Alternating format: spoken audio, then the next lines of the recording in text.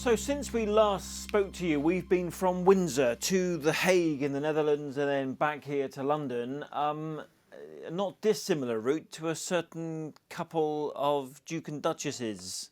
Yes, because when we recorded the podcast this time last week, we were in Windsor. Yes, as were they. As were they, Yeah. unbeknown to us. That Yes. phone's already started pinging. Yeah, sure. If I turned it and put it on silent, it would be a very sensible move. So we were in Windsor, and they were too. I think because they got there on the Wednesday, stayed Wednesday night into Thursday. Harry and Meghan stayed at Frogmore Cottage, their old stomping ground. In fact, they still technically have it as their main home. Yeah, but it's lived in by Princess Eugenie and her husband Jack and their had little boy August. a dinner party with them that night, and then popped in to see Her Madge on Thursday. Yeah, a secret and meeting Charles and Camilla. with the Queen and Charles and Camilla, who were there for the Royal Maundy service, Yes. representing the Queen, weren't they? So there's a lot we know now that we didn't know then. So we were in Windsor for the Maundy Thursday service last week, if you were watching last week's podcast or listening to last week's podcast, and we thank you for doing so. Yes, Harry and Meghan. So it's been quite a week. Invictus Games was very good. We went. We're big fans of the Invictus Games, big fans of what Harry has done with the Invictus Games. Then he went and did an interview with the NBC Today Show, and it all kind of unravelled slightly. Yes, Not for the Invictus competitors, but it unravelled in terms of the news. This was our third Invictus Games. We've done Toronto, where Meghan was first introduced to the world. We did Sydney when they were on tour, and now we've done The Hague. And actually, I thought by going to visit the Queen first and us finding out about that meant that it sort of took the sting out of the story, which would have been, why can you come to The Hague but not visit the UK and see your family if security is the reason? But by putting in a visit here first, I think they sort of took that controversy out of it. Yeah. And our understanding is they flew commercially from Los Angeles to Heathrow. They got in some form of transportation, ground transportation from Heathrow to Windsor. Spent a night in Windsor, managed to get out of Windsor by ground transportation back to Heathrow and then fly to Schiphol Airport in Amsterdam without anyone seeing them, which is quite remarkable because normally a camera or something, well, full credit to Harry and Meghan for managing to do that. But actually, I think, once they had departed and everyone found out, I think that actually played to their benefit that people did know that they'd been here and seen the family while they were over in Europe. Absolutely. And their first time back in Europe as a couple since 2020 when they departed the royal families as working members and made the move to the States. Yes. So quite a big deal to have them back over this side of the pond. We shouldn't sort of skip forward too much, but, Invictus Games, Friday evening arrival, Saturday opening ceremony, Sunday they both were at events, Monday Meghan flew back to California. Tuesday, Harry did a couple of things, and then boom, Wednesday, an interview with the Today Show in America, which, shall we say, there were quite a few interesting lines which came out of it. Yeah, so the BBC interview that they did for their Invictus programme, that had focused predominantly on the Invictus Games. There was one question about had the Queen had a message for Team UK, but the focus of the interview was very much on the Games and the competitors and the work that Harry has done there. As I'm sure his team would have wanted the NBC interview, but alas, it rather went off in if it was about many Invictus, different directions. If that interview was about Invictus, I don't think anybody knows that it was about Invictus. Well, not here. I mean, actually, no. To be fair, though, I did watch the American version on their Today Show, and yes, there was a big element of Invictus. Sure, they did like a sort of 12-minute piece, I think, of which much of it was Invictus. But if you've read the newspapers or followed it online, or the broadcasts subsequently to that, everyone has focused in on the other points he made, which is a complete distraction from Invictus, which is why he's here. Particularly this line, which was kind of gabbled in the interview and not picked up on by the interviewer. And I thought Hoda, one of the co-presenters of the Today Show, did a very good job. She was very personable. She clearly needed to take Harry to places he didn't necessarily want to go. But she didn't pick up on this line, which was Harry saying that it was great to see my grandmother. I just wanted to make sure that she was protected and she's got the right people around her. hold on a minute, Mr. Duke of Sussex coming over from California to Windsor after you'd left the royal family, now telling the Queen that you don't have the right advisors, we're presuming he means advisors, around you, and questioning whether or not she's protected. Protected from what?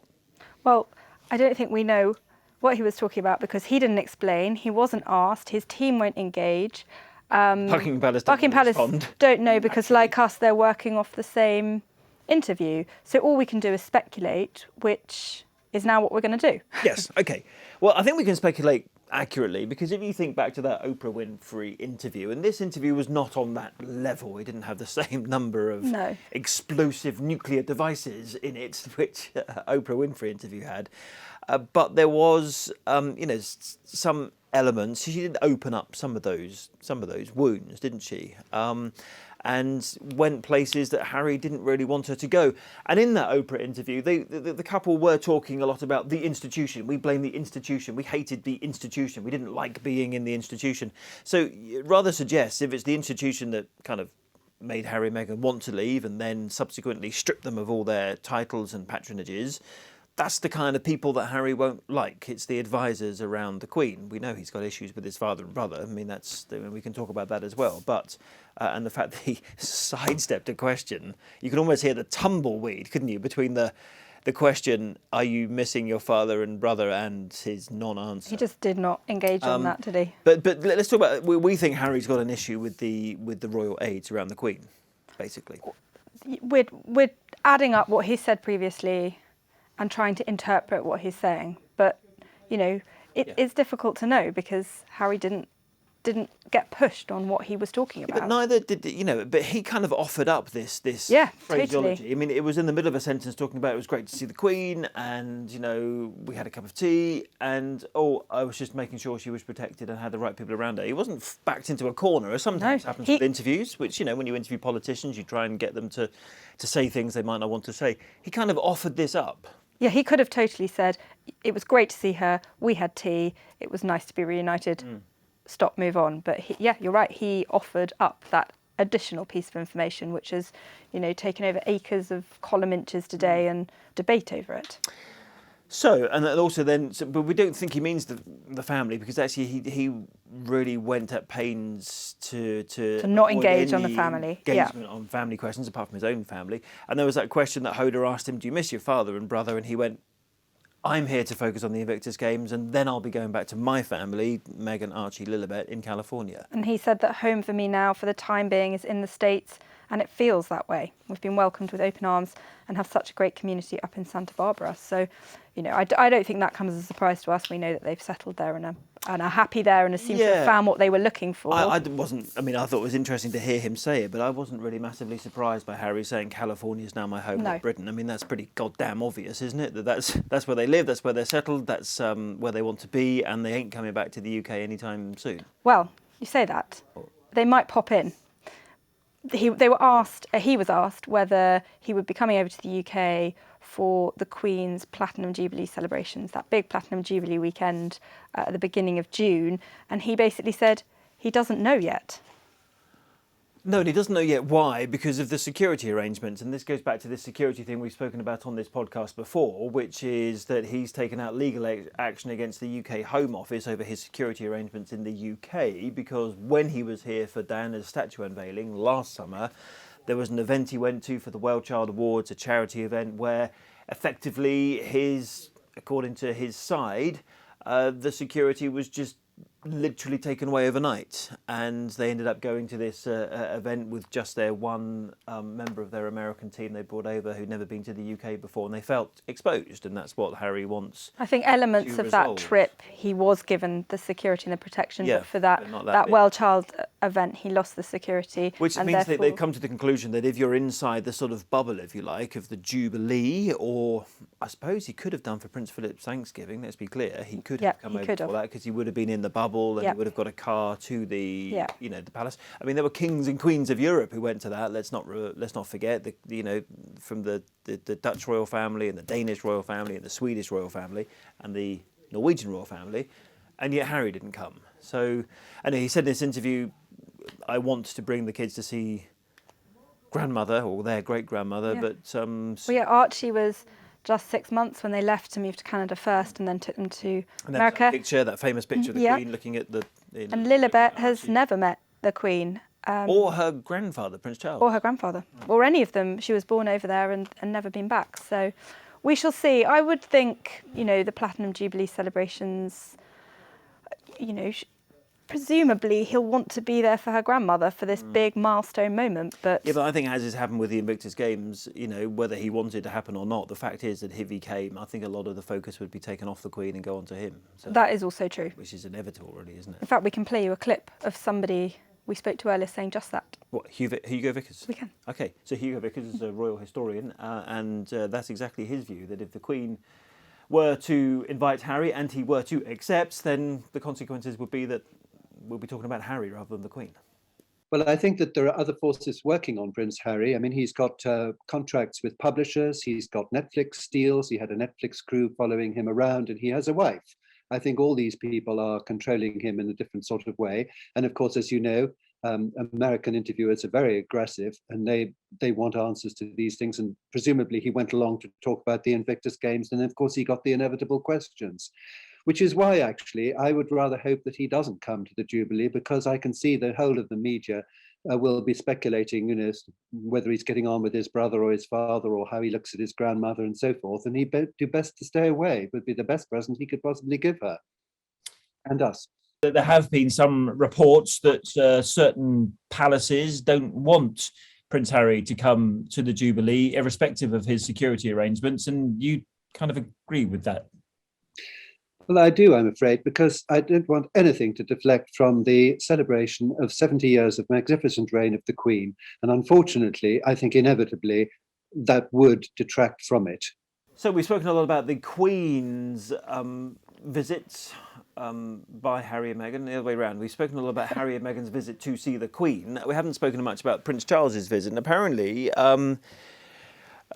we understand that Prince Charles was very pleased that he was able to see his son and daughter-in-law after all this time and hear about his grandchildren, as you were just saying, one of whom he hasn't met. Yeah, and last saw Archie when he was very little indeed. But it can't be easy. There's been a lot of things that have happened since they last saw each other. The Oprah interview, for a start. You cut me off financially, as Harry said, and there's an unnamed member of the royal family which is racist and asked about Archie's skin colour. And actually, I think there's the bullying allegations. Yeah. The bullying report, which has still not come out, more than a year after it was launched by Buckingham Palace, which rather suggests they're trying to bury the whole thing. So, but I think post that meeting, I think that was seen very much as an olive branch between both sides. But then this interview has flared everything back up again with another swipe from Prince Harry. Well, the answer is either don't do any interviews at all, or if you're going to do some interviews, think more carefully about what you're going to say. Or maybe he didn't want to say this. Maybe he wanted this stuff out there. Maybe he wanted us to be talking about it in the way in which we are right now. And this is all coming ahead. Still, we've got the memoirs to be published later this year. The memoirs, Harry's book, which is due out in the autumn period or the fall, wherever however you refer to that particular season, depending on where you live. But that comes out for the holiday season, for Christmas time, when book sales go through the roof. So we're looking at Harry's book in about October of this year. What fun! Should we talk about the Invictus Games? Let's talk about the Invictus Games, because we went to the Invictus Games. As Lizzie said, we've been to Toronto and Sydney, and now this one. This is the fifth one, I think. Previous to that, they had them in Orlando and in London. The next one's in Dusseldorf, and they're about to announce, although I don't think they've done so yet. They're about to announce the one after that, yes. Which is somewhere in North America, either USA or Canada. But it's a fantastic event, the Invictus Games, isn't it? The difference with the one in The Hague was it was all on one sort of big campus. I'll probably say this wrong, and apologies to any Dutch speakers, the Zuider Park. The southern park, I think. Yeah. Zuider. The Invictus Games Park for the games, though, which is easier for us to say. Rather than the Zuider Park. But it enabled everyone, all the families, all the competitors, all the veterans, all the supporters, all the teams, all to be in one place. Yeah, and the Invictus Games, founded by Prince Harry, started in 2014 for sick and injured servicemen and women. And I think the thing about the Games is, we've spoken to countless people that have said that the Games gives them a focus and has Saved lives. And the Invictus community, it's that camaraderie that they've had when they've served. But the other thing about the Games is the focus on the friends and family and the support that they get and the network that they create while they're there. And also to reflect the sacrifices that they've given in terms of helping with the rehabilitation. So it's all about rehabilitation through sport. As for Harry and Meghan, so he's the founding patron. They arrived on the Friday evening, didn't they, for a reception. They were there for a friends and family reception at the park. This is basically the first time we had seen Harry and Meghan do a public event in Europe since they quit the royal family in 2020. Yeah, so the last one prior to that as a couple would have been that Commonwealth Day service in 2020. Yes, March Europe. 2020. Yeah. So that was the sort of Friday evening, and it was kind of news that A, they were there, B, that they'd seen the Queen the day before. The Saturday was all about this driving competition, because this driving competition is quite something. I mean, it's all sponsored by Jaguar Land Rover, and I think they're quite big, they financial backers of the Invictus Games. So they get to sort of plaster their sponsorship all over. And they do. And everything. They flags, cars, you name it. But there is this driving challenge, which is actually quite impressive, isn't it? And Harry was in one of the cars and Meghan watching. Harry was in with a Team UK driver called Victoria Ross, and he was doing the navigating, and they came down through, we can probably show you these pictures now, down through the water and then around the track, and the car at times was coming up onto sort of, if not three, wheels, definitely two wheels. Harry leaning out the window. Looked like he was having quite a good time, and we spoke to Victoria afterwards. I just said a big thank you for what they do, because without people like them being the patrons of things like the Invictus Games Foundation, we wouldn't get this chance and this opportunity, not necessarily to basically saving lives without knowing it. And then actually not just in the big cars, but then they got in the little cars, which is a thing that kind of happens on, I've seen these pictures before, when they're riding on the back of the tiny little Land Rovers. Yeah, we've seen Harry in a little Land Rover before, and we knew that they were going to come through and see some of the kids of some of the competitors driving these cars. And it wasn't planned, as far as I'm aware, that they were going to get into the cars, but they did. And if you're watching on YouTube, you can see these pictures now. If you're not, I'm sure we've uploaded them somewhere to our Instagram page. And they were driven around the track by the kids, and the pictures from that were fantastic, really, really good. And they were having fun, and that was really nice to see, actually, to just see sort of, particularly Harry, that more sort of playful side of him. So much of what we've seen has been this sort of serious, kind of angry side of him, for him just to be out there having a lot of fun. He's got a lot to be angry about, of course. But anyway, so they went from that event to the opening ceremony in the evening. We can't show you the video of these because we are not rights holders of the Invictus Games opening ceremony, but there's plenty of still photography of Harry and Meghan at that event. A lot of attention was paid to a kiss they gave one another on the stage. They did, yeah. I don't know why people talk about the fact that the husband and wife kiss each other, but anyway, they did. And they also then spoke about some pretty weighty topics, one of which being, and rightly so, Ukraine. Both Meghan supported Team Ukraine. She said Slava Ukraini on stage. Harry spoke about the fact, how brave they were to come. In fact, he even mentioned in one of his subsequent interviews how they'd literally ripped off their military uniform from fighting in the war against the Russians in Ukraine, and then come to the Invictus Games and then returned again. And we'll bring you some stories shortly of people that were sort of brought back together as a result. But that opening ceremony was impressive, wasn't it? And actually, there's I think you can see this picture because I stuck it on my social media. And I don't know whether you can see it because it's filmed inside. No, you must be able to. It was filmed inside the stadium. Harry getting a standing ovation when he went up on stage. Now, we're either going to show you stills here or the actual video that I filmed. It's all these kind of things, isn't it, about whether you're a rights holder, non-rights holder, and actually everyone can film on their phones and stick it on social media. And in fact, on TikTok, which I don't do very often, by the way, and I'm still trying to work out how it works, I put that video up of Harry getting a standing ovation. And the last time I looked, it's had 1/3 of a million views. And yet I can't And show you any. can't I might show- not be able to show anyone on this podcast Yeah. because those Right, are them sort of. rules. But I only think- go and check out my TikTok post. And Okay, see how many people- Will you take over the conversation for a bit? So the thing about the opening ceremony was that bit. There you go. Do it that way. but looking around, I did have 308,000. Sorry. I did have a moment of thinking, it is what Prince Harry has achieved for the Invictus Games. You cannot take that away from him. phenomenal, yeah. It's a staggering.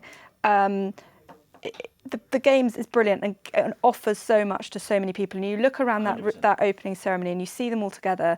And the families together. And the families and together. And the nations together. And do you know what I really like about the Invictus Games? The competing is not about winning. The whole reason you take part is to improve your rehabilitation. So if by competing and finishing 6th or 7th in a race, it's helped your rehabilitation, that's the result, not whether you got bronze, silver or gold. I was going to say the positive effect that people like Prince Harry in his role, that he can bring to events, that's the power that he has. And the Games get so much attention because he's founding patron, but because he's there.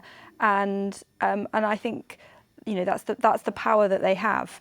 So however much he's been criticised, you can't take away sort of what a brilliant event the Invictus Games is. Completely agree, 100%. So Saturday night was opening ceremonies. And he also spoke in his speech about Archie, his little boy, and how that was nice. Archie, they've talked about what does Archie want to be when he grows up, and is it an astronaut or is it a pilot? And Harry said, all that really matters to me and to his mum Meghan is character, and looking around the character and the spirit of everyone at the Invictus Games is basically. We'd be very proud if Archie turned he was out like you, lot, basically, which is a very, very nice thing to say. So it was there. It was a good set of speeches. It was a good opening ceremony. We sat there and watched it. Couldn't film it and can't show you it, but take our word for it. And we saw the Kaiser Chiefs. Very good. The Kaiser Chiefs, yep. Yep. Ricky Wilson. Wilson was there, yes. If you popped up. He popped up literally right next to us, didn't he? And so it was a good opening ceremony. So what day was it next? They went to the athletics on Sunday, didn't they? So on the Sunday we focused, didn't we, very much on Team Ukraine, picking up from the speeches that they'd given, and we met quite a lot of the competitors and their families from Team Ukraine. Yes, and spoke to them. Some of the challenges that they've had, clearly. And actually, what you remember one of the guys we spoke to, and I think there's a screen grab on my Twitter of President Zelensky, who singled out this guy for his courage. He got bronze in his event, didn't he? And we had spoken to him, and he was talking about how amazing it was for the Ukrainians just to see how so many people in so many countries were supporting them. Yeah, they got quite emotional talking about that support that they had been given by the Invictus family, as they called them. And there was one couple we spoke to. He has stayed in Ukraine. He is fighting. His wife and 5-year-old son, they have moved to Lithuania for safety. And they were only reunited at The Hague for the Invictus Games, and then they will have to go their separate ways again. I'm crying. Crying because everyone here supports you. Yes, Підтримка. Team Invictus, Yes, family Invictus, And they all support Ukraine. Yes. Yeah, yeah. So congratulations to everyone from Team Ukraine just for taking part and just actually for being there. As I say, there was that family who were apart because of the war and brought back together for that week. And it was beautifully sunny when we were there in The Hague, wasn't it? And it was great for everyone. Imagine it had been raining, it would have been quite miserable. But it was open air, there was lots of family zones going on. Yeah. It was good. And actually another serious story that we reported on the Sunday was a member of the archery team. Now, Harry went to the archery. There's some photographs of Harry. There's some video that we took of him arriving at the archery. Video we took of him arriving, so Yeah. at least we can show you this because we were allowed to show you the video that we took of him outside the stadium.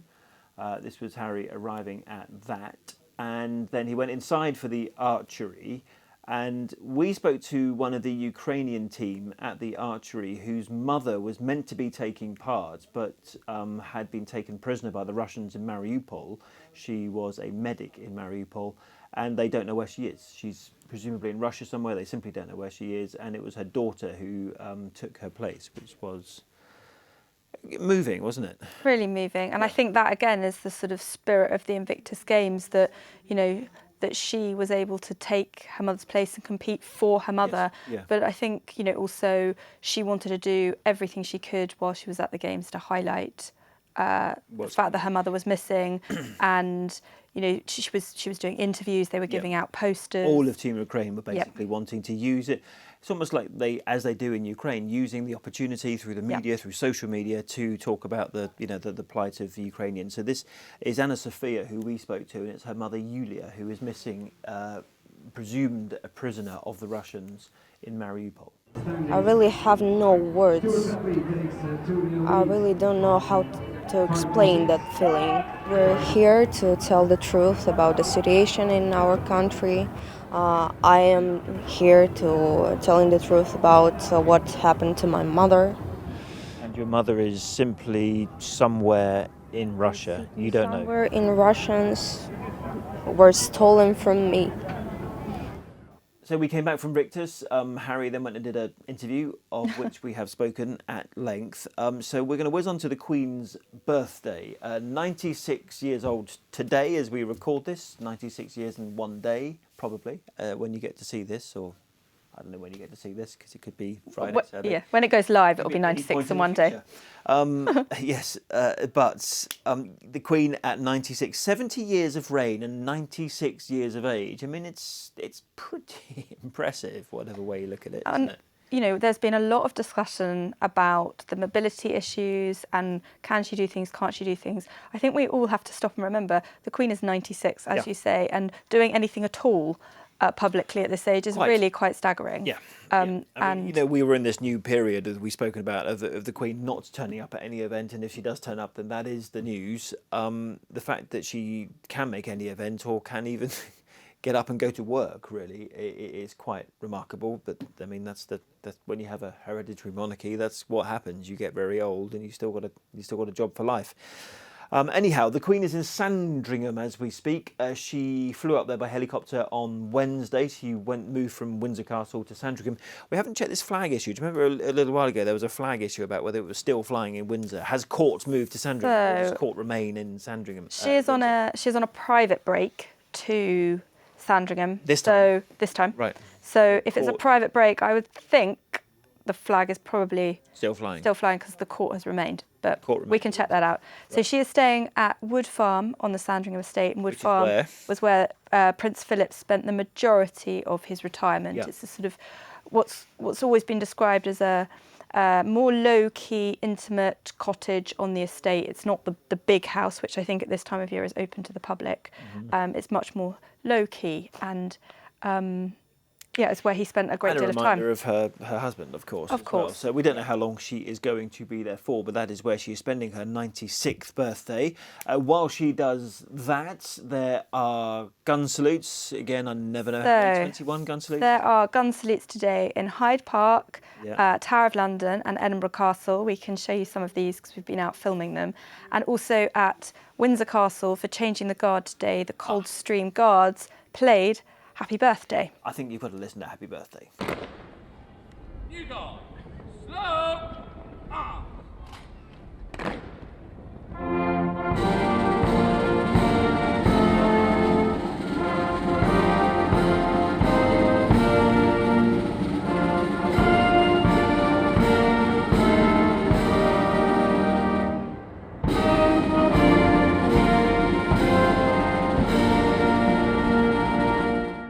We've also had a new photograph of the Queen to celebrate her birthday. The photograph of the Queen, which was, it was a lovely photo, wasn't it? With two fell ponies. Do you know their names? I do, but Bybeck Nightingale and Bybeck Katie. Right. The photograph was taken last month in the grounds of Windsor Castle by someone called Henry Dellal. And obviously a nod to her passion for horses. And we can bring you some news either now or later about the Epsom Derby, whenever you'd like to do that. Yes, Epsom Derby. Do you want to do that now? We can do that now. I'm trying to think. Is there anything else to say about the Queen's birthday? But no, No. there isn't. No. Photo, Gun salutes. 96. Yep. Guns. Happy birthday. Bosh. Done. Yeah. Right. Epsom Derby. Epsom Derby. So there will be a derby in that sort of Jubilee long bank holiday weekend thing. So the derby is on Saturday the 4th, and there are Saturday the 4th. 5 classic horse races. You name all 5? No. The Derby is one of them, and it's the one that Surely eludes... Cheltenham must be another. It is the one that eludes the Queen. She's won 4 of the other 5, Cheltenham and Gold it's the Cup. one that she really, really wants to win. And it was described by sort of former jockeys that it would, for the Queen, that it would be an absolute fairy tale for her to win this. Yes. And the closest she has ever got was 2nd, and that was just 4 days after her coronation in 1953. So if, 70 years later she can compete and win, I think that would be... All that time she hasn't had a win. Here we go. English classics in horse racing. Oh, here we go. They are the Derby, Yep. the aforementioned Epsom The Derby, Oaks. the Oaks, the Leger. 1,000 guineas, The St Leger, yeah. and the 2,000 guineas. So the Queen... Where are they held? Here we go. This might be better. So the 1,000, 2,000 guineas run at Newmarket in May. The Oaks doesn't say where. The Oaks and the Derby both run at Epsom Downs Racecourse, which is where this one's going to happen. I hope you're interested in horse racing because I'm giving you. Well, the much Queen is. information. The Queen is. So. Okay, so that's our excuse. And the St Leger is run at Doncaster in September.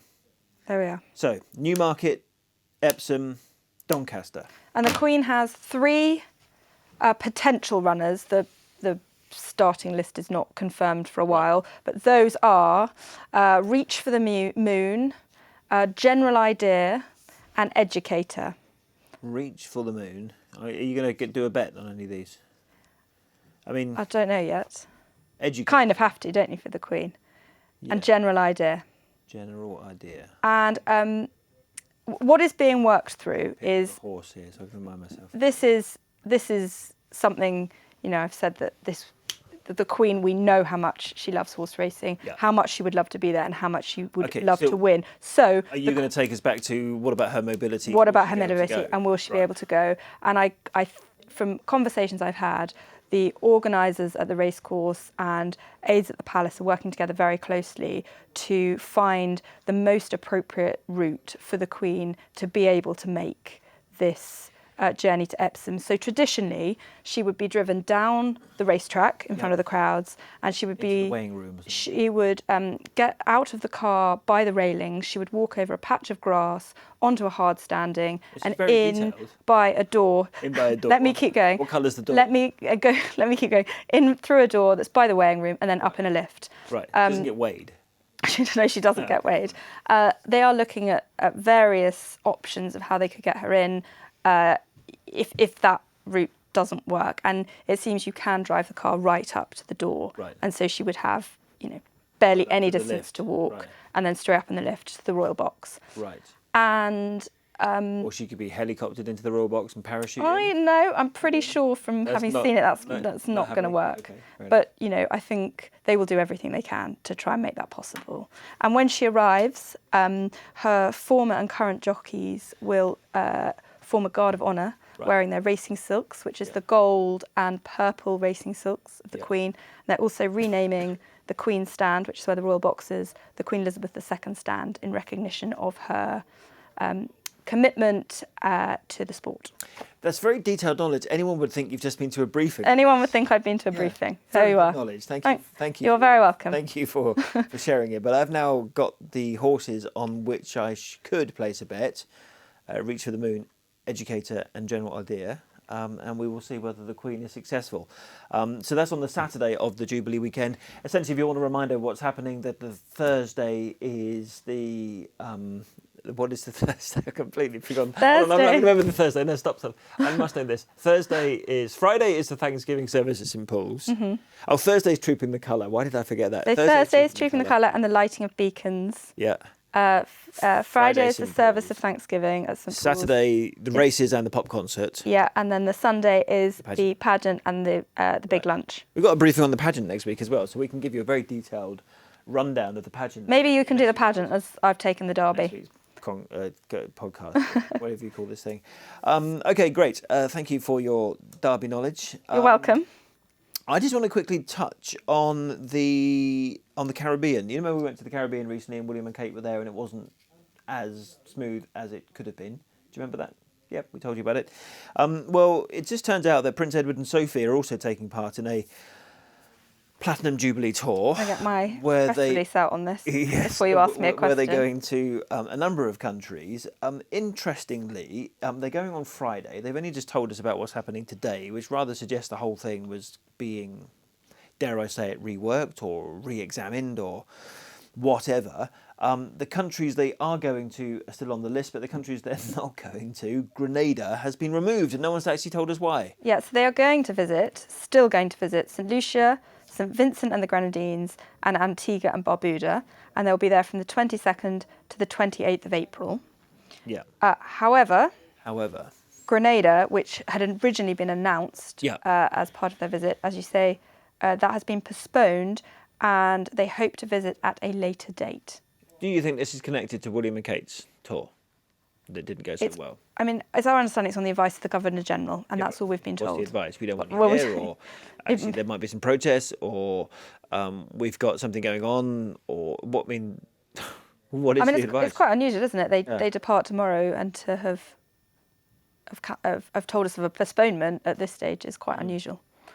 We'll see if we can bring you more. Yes, okay. We'll work on it. It's fairly hot off the press, so let's see if we can bring you any more about Grenada. Finally, then, we should just touch on William and Kate, who have come back from their Easter break and actually we're back to the issue of the very important issue of Ukraine, and they've been to the Disasters Emergency Committee, which I think has raised a staggering amount of money, hasn't it now? Extraordinary, as the Duchess of Cambridge described it earlier. They have the Ukraine Humanitarian Appeal has now raised more than £300 million in quite a short space of time. And that money is to help those affected by the crisis, not just now, but in the months and the years ahead. Yes. Now, presumably, when you were there this morning, Prince William tapped you on the shoulder and said, "Hey, I just want to talk to you about Prince Harry and tell you what I think about what he said about the Queen." That 100% didn't happen. And it's difficult, isn't it? Because here they are trying to get on with the day job, trying to focus everyone's mind on Ukraine. And, you know, we'll bring you some interviews in a minute of people that have been on the ground and are working on Ukraine. But here they are trying to highlight this work and this issue, and yet again in the background, or not even the background anymore, we have Prince Harry, who's when taking. You say background, you mean? I mean front and centre. A US network breakfast show. Yeah, not really the background. We have him, distracting again. Yeah. So. Anyway, but well done to the DEC for raising a phenomenal amount of money, and presumably they were finding out where it's going and what it's being used for. And actually they did, so the first bit of the visit, they were speaking to people on a virtual call, people that are still on the ground and in the field. They met people, they met people in the offices in the UK, and then they met some other people that had been either out on the ground or worked as part of the sort of member charities that the DEC is. DEC is like an umbrella organisation. Yeah. And I spoke to two people, Vanessa from Christian Aid, who's been in Ukraine and seen the situation on the ground, and then Bethan, who talked to me very much about the knock-on effect that Ukraine is having on other vulnerable people and countries around the world. I just recently got back a few weeks ago. I was in Hungary and Ukraine, right at the borders of each other, so in Barabash in Hungary and in Berehove in Ukraine. And I was there working with our partners, Hungarian Interchurch Aid, to make sure that we have our response that will immediately reach the needs of the people there. So what we're doing is we are providing food for hot meals for people, temporary rest in community centers. We're providing information on their rights because they're entering new countries and they're not sure what they're supposed to do. This crisis is not going to end tomorrow, It's going to be a long-term thing. I mean, even if we provide the food and shelter, a lot of the things have been damaged that we have to be repaired. And the support of everybody is good in making sure that there is a momentum, that people will not forget that there is a Ukraine crisis and it has to be addressed. Ukraine, also Russia, are the breadbasket for the world, which means for Ukraine they're a huge exporter of wheat and maize, and as a result of the conflict it's driving up prices, it's driving down availability, and that's really impacting the world's poorest worst. So we're seeing that in places of the world such as East Africa, Sahel, Middle East, those people that have already been impacted by climate change, by COVID, by conflict, they're now seeing the knock-on impact of not being able to access food or food prices increasing. So we're really worried about the impact that's having in those settings. So we're done. Thank you for watching/listening, however you get this podcast, whether it be on YouTube, so you watch it, or whether it be in your ears as you listen to it. Yes, I'd say I would describe that week as pretty interesting. I think we describe all weeks that seem to be busy and interesting. Can we have a quiet one, please? Soon? Yeah. Mr. and Mrs. Royal family. Yeah, that doesn't seem to quite good. I do wonder actually how Edward and Sophie's tour is going to go, and even if there aren't many media on it, how it's going to look from the outside, going back to the Caribbean, given everything that's been raised about. Yeah, and you'll have to think there'll be William and Kate. more. I think it'll be followed more closely than perhaps it would have been before. Otherwise. Yeah. Yes. Prince Harry will speak at the closing ceremony of the Invictus Games on Friday, and then he will return to his family in California. For some people, that's very sad news. For other people, that'll be a sigh of relief, depending on whether you support Prince Harry or not. This podcast is very neutral on that matter, and we report accurately and fairly, as I often say to people on social media who accuse me of lots of other things. Yes, Prince Harry's on his way back, and we will bring you another version of this podcast, same time, same place, approximately, next week.